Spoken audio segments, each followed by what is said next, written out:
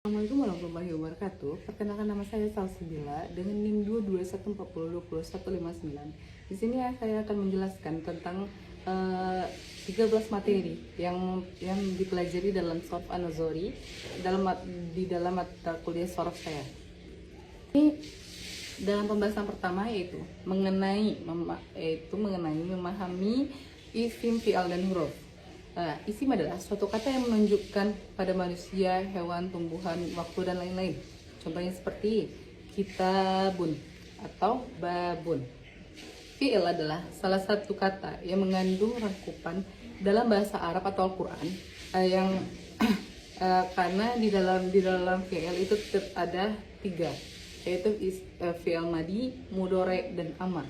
Itu menjelaskan tentang masa lampau. Kalau fi'il mudhari itu menjelaskan yang terjadi, sedangkan fi'il amar itu adalah kata perintah. Ya, yang ketiga yaitu huruf. Huruf itu salah satu kata yang menunjukkan suatu arti tertentu apabila disandingkan dengan kata yang lainnya. Huruf itu terbagi menjadi 3 di dalam i'rab, yaitu nasab, jar, dan khafad. Yang pembahasan kedua yaitu tentang isim maksur dan isim manqus. Isim maksur itu sendiri yaitu isim yang diakui, isim yang diakhiri dengan alif lazimah, baik alif tegak maupun alif bengkok. Contoh alif tegak seperti ini dan alif bengkok seperti ini, yang mana huruf sebelumnya bertanda fathah. Contohnya seperti yang lurus seperti aso, sedangkan yang bengkok seperti mustashfa. Yang selanjutnya itu isim manqus. Yang mana di sini pembahasan isim manqus yaitu isim yang diakhiri dengan ya lazimah dan huruf sebelumnya berharokat kasroh. Contohnya seperti ad-da'i atau al-qadi. Selanjutnya pembahasan ketiga yaitu isim mamdud dan isim tafdil. Yang menjelaskan isim mamdud yaitu isim mu'rab yang berakhiran alif zaidah dan hamzah. Jika di dalam isim mamdud adalah huruf asli, maka setelah hamzah diakhiri kata ditambahi dengan kekhususan musanna yaitu alif dan nun. Contohnya as-sama. Sedangkan isim tafdil yaitu isim yang disusun dari wazan af'alah, yang mana di dalam itu tidak tergolongkan kata yang tergolong isim mamnu minas sorof atau tidak bertanwin. Contohnya seperti Zaidun afdolu min mahmudin, itu di dalam kata afdolu. Selanjutnya pembahasan tentang mu'rab, musannah, dan jamak. Isim mufrad itu kata yang menunjukkan makna tunggal baik muzakkar maupun muannas. Contohnya seperti insanu, mar'atu, ataupun kitabun. Tanda i'rab ditunjuk untuk mufrad adalah fathah ketika rofa, fathah ketika nasab, dan kasroh ketika jazm. Isim musannah atau isim tasniyah itu yaitu kata yang menunjukkan kepada makna dua bentuk.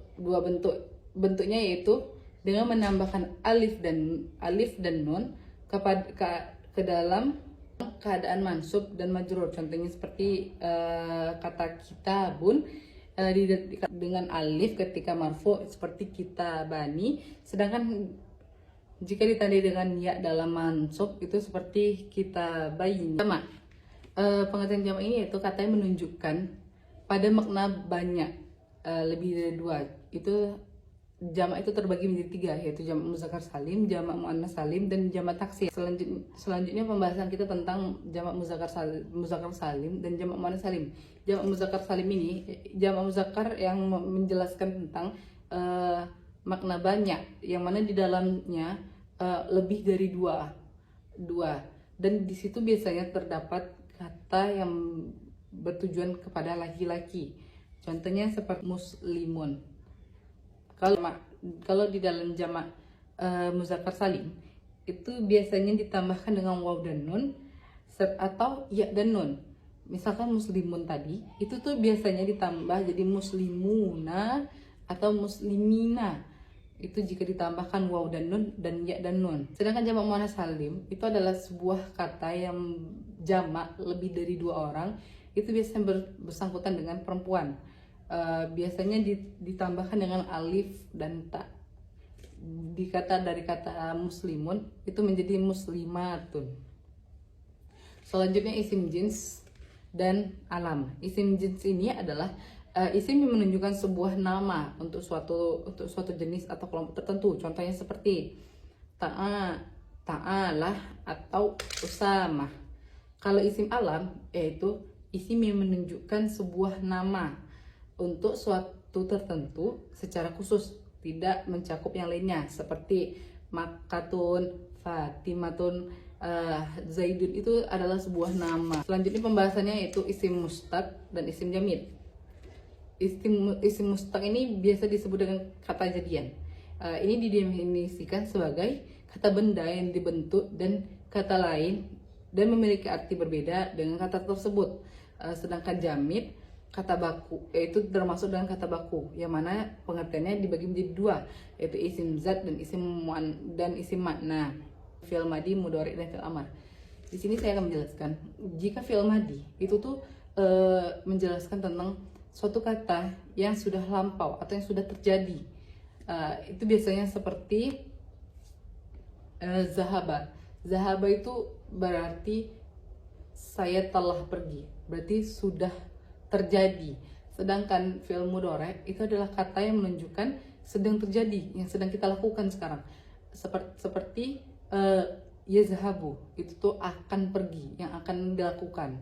Sedangkan fi'il amar itu adalah kata perintah, yang mana kita akan memerintahkan untuk orang itu. Contohnya seperti izhab, itu artinya pergilah. Selanjutnya saya akan menjelaskan tentang fi'il muta'addi dan fi'il lazim. Fi'il muta'addi ini adalah fi'il yang membentuk objek atau maf'ul bih yang di dalam bahasa Indonesia biasa disebut dengan kalimat transitif. Contohnya seperti doroba yadribu. Nah, itu adalah kata kerja yang menunjukkan kata memukul. Selanjutnya fi'il lazim, yaitu fi'il yang dimana di dalamnya dalam bahasa Indonesia itu menjelaskan biasanya disebut kata kerja intransitif, yang berarti kata kerja yang tidak membutuhkan objek. Contohnya seperti koma ahmadun.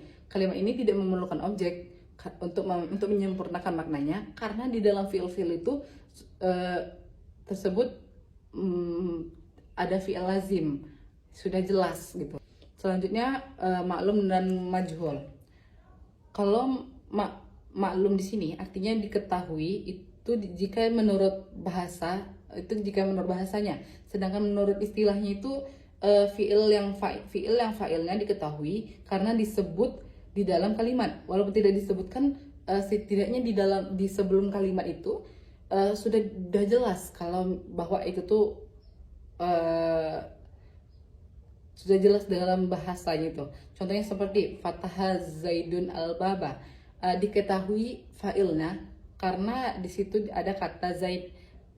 Jadi artinya fataha zaidun al-baba itu adalah Zaid telah membuka pintu. Jadi tidak perlu dipertanyakan lagi siapa yang membuka pintu, karena di situ sudah menjelaskan bahwa yang membuka pintu adalah Zaid tanpa kita jelaskan.